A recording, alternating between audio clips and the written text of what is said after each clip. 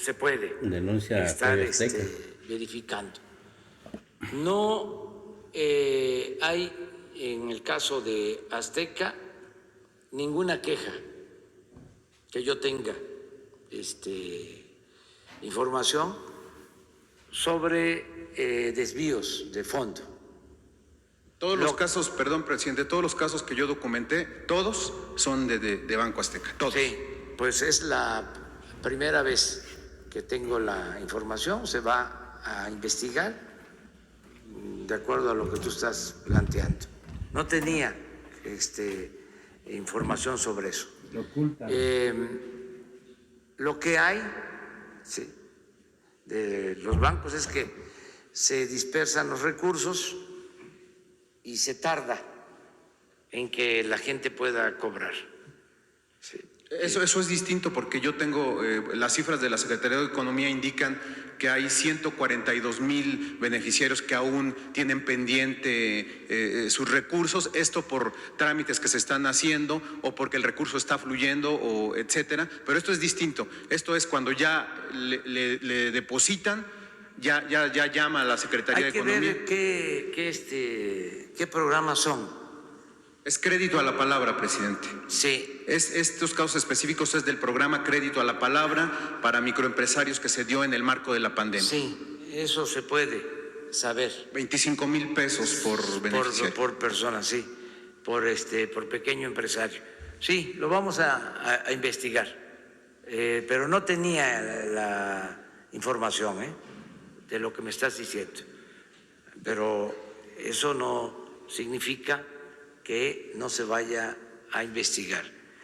Por eso también es importante el que se perfeccione este sistema de dispersión de fondos de manera directa y nos estamos apurando para tener el Banco del Bienestar, que va a contar con 2,600 sucursales. Entonces, ya con ese banco se van a dispersar todos los fondos. Ya no vamos a tener que contratar servicios de la banca particular, de la banca privada. Para eso es el Banco del Bienestar. Básicamente, su función es dispersar los fondos que le corresponden a las familias de los programas de bienestar. El adulto mayor, la familia con un niño o una niña con discapacidad, las becas, estos créditos, teniendo el Banco del Bienestar ya operando a toda su capacidad, pues esa va a ser la vía. Lo que sucede es que nos lleva tiempo construir las sucursales, llevamos 1,000 sucursales, ya casi la mitad terminadas, otra mitad en proceso. El año próximo pues vamos a hacer también 1,000 más, pero esto es construcción, hay que equiparlas, hay que tener el equipo de internet, de cómputo, la distribución del dinero, la vigilancia, la administración. Es un gran banco, va a ser el banco más importante de México, porque va a llevar los recursos a la gente más necesitada, a un número mayor de, vamos a decir, cuentavientes en el país en 2 años. Además, cantidades de dinero considerables van a dispersar las sucursales del Banco de Bienestar, más de 500,000 millones de pesos en una primera etapa, porque primero es que dispersen los fondos de los programas de bienestar y va a ser una cantidad cercana a los 500,000 millones. Pero si ahí mismo se paga la nómina de los maestros, pues estamos hablando de otra cantidad igual o superior.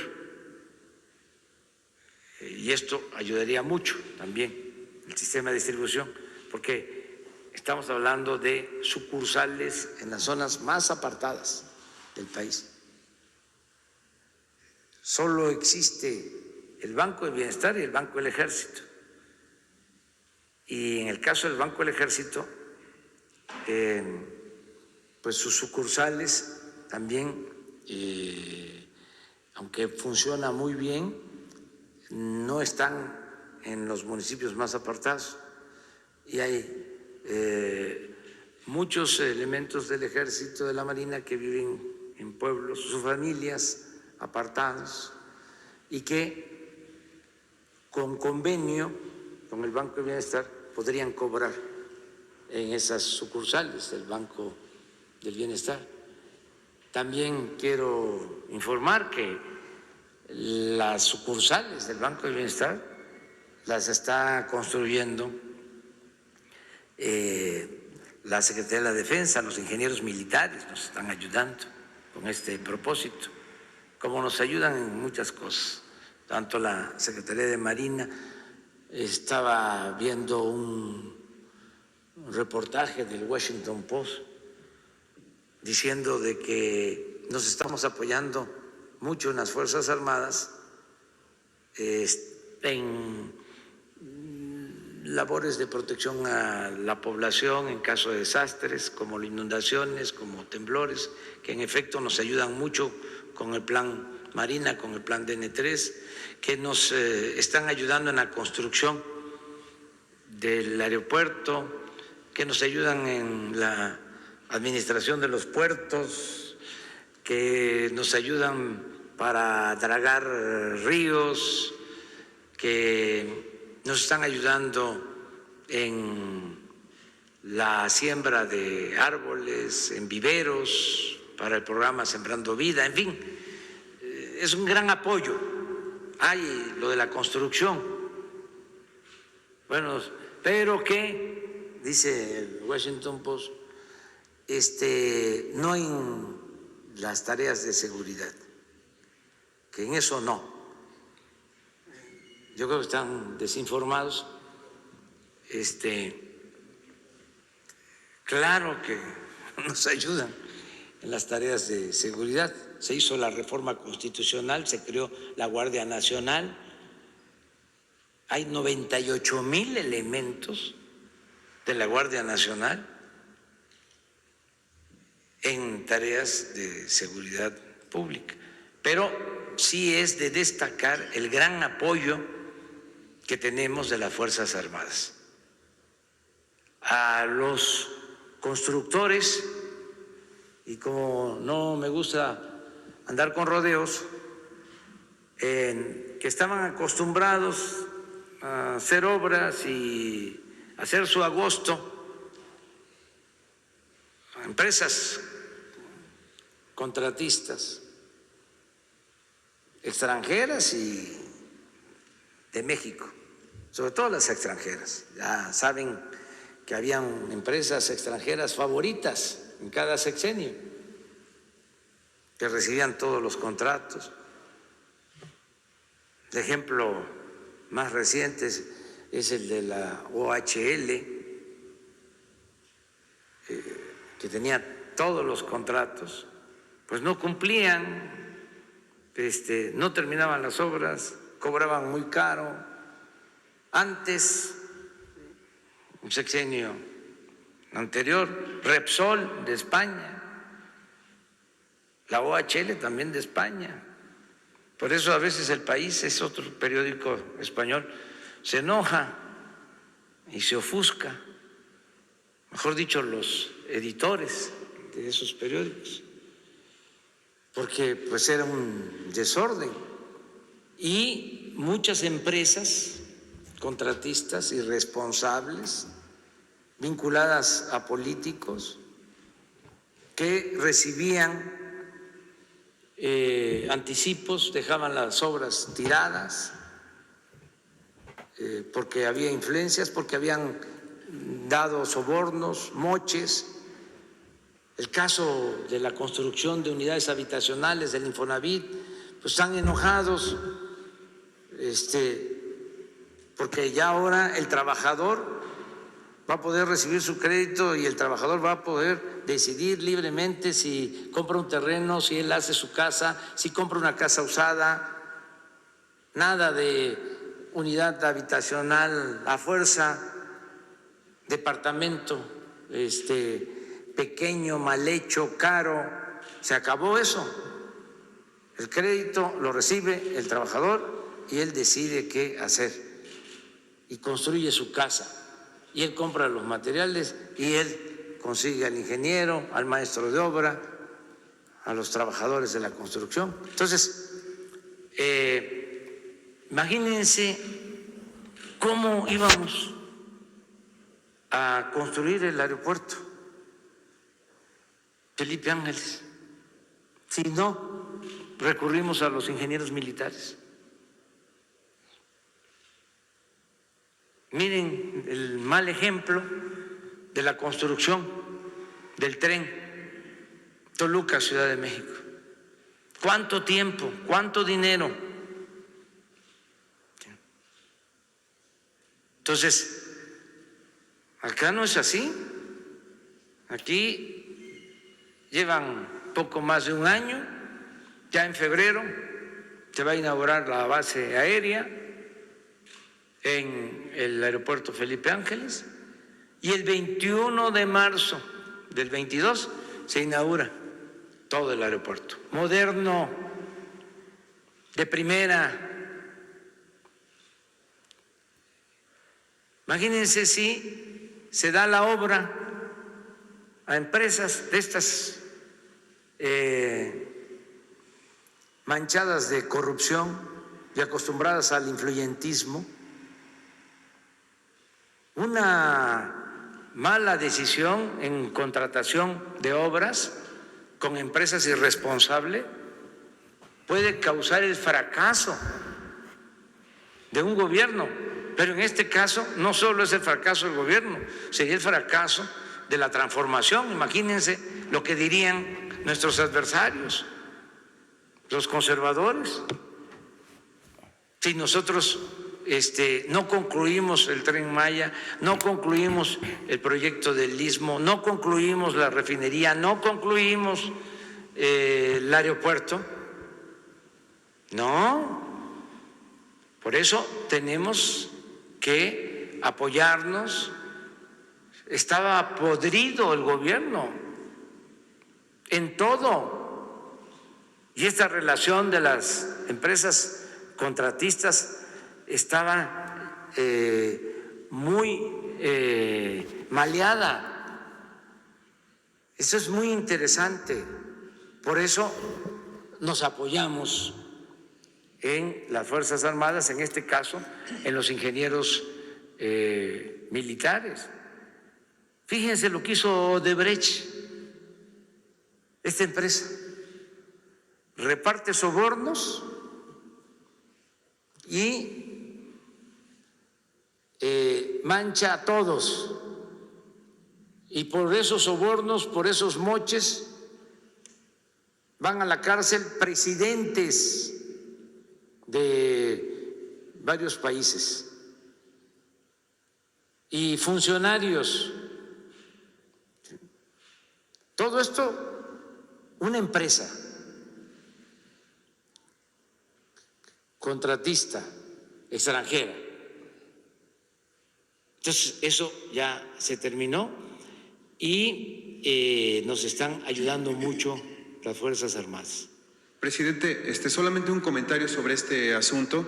¿Qué está pasando con el sistema de denuncias al interior del gobierno para que este tipo de temas que son tan importantes y vitales para que su administración funcione no los conozca? Yo me pregunto dónde quedan los funcionarios de la Secretaría de Economía, que son los encargados de este programa de crédito a la palabra, para que venga un reportero. Sabemos que es nuestro trabajo, o sea, denunciar aquí y que vayan componiéndose las cosas, para que no le informen a usted lo que está sucediendo cuando ya hay denuncias ante la Fiscalía General de la República. Entonces yo digo, ¿para qué sirven esos funcionarios, no? Eso lo dejo ahí como un comentario anexo. Nada más preguntarle, me imagino que estas personas que han sido defraudadas no tendrán que pagar los 25,000 pesos, ¿no? Es que hay que ver exactamente de qué se trata. No desconfío de lo que tú estás denunciando, pero tengo que tener todos los elementos y me tiene que informar la secretaria de Economía. Bueno, sobre esta situación. Y el otro tema que quiero tratar, presidente, rápidamente. En días pasados estuve con Horacio Duarte, que es sin duda uno de los hombres más cercanos a usted, no solo desde el punto de vista político, sino personal.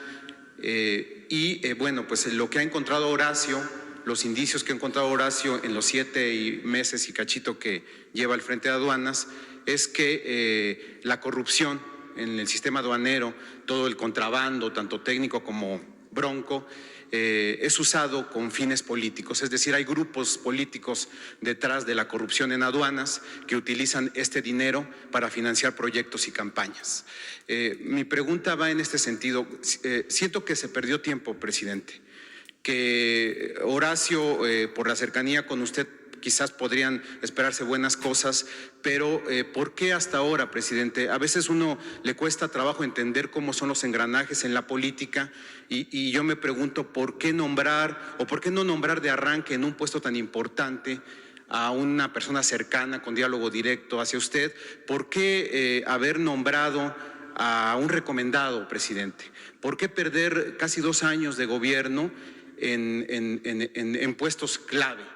Porque usted sabe que quien arrancó esta administración en aduanas no era un hombre suyo, era un hombre recomendado, y lo voy a decir aquí, por la secretaria de Gobernación. ¿Cuál es entonces esta perspectiva que usted le comenta a los ciudadanos sobre por qué a veces se tiene que pagar con cuotas políticas y no se recurre a una persona que de verdad pueda ayudar a estas funciones o a estas dependencias a funcionar mejor? Es una buena pregunta y tiene una respuesta de fondo. Miren, lo que se padece en México es una decadencia. La crisis en México tiene que ver con todos los campos de la vida pública. No solo es una crisis económica o de bienestar, es una crisis política, es una crisis por pérdida de valores. Entonces, fue un proceso de degradación progresivo. Yo lo atribuyo al predominio del modelo neoliberal,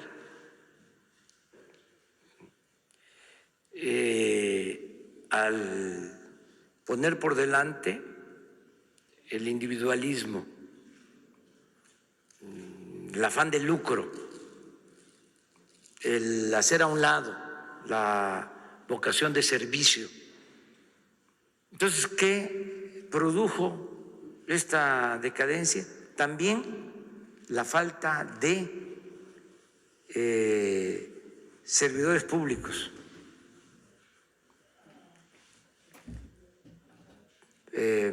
No solo preparados, sino fundamentalmente honestos. Entonces, se fue arraigando la idea de que era buscar el poder por el poder, que lo importante era tener un cargo y gozar de la parafernalia del poder y de las mieles del poder, el dinero, el influyentismo, la política vista de esa manera, aplicada de esa forma. Entonces, esto eclipsó, esta mancha negra avanzó y permeó en universidades, en la formación de profesionales, ¿sí? De ciudadanos. Yo les ponía ejemplos de notarios públicos hablando del influyentismo, de que ya tengo una persona cercana en el gobierno que me va a ayudar, tengo una palanca.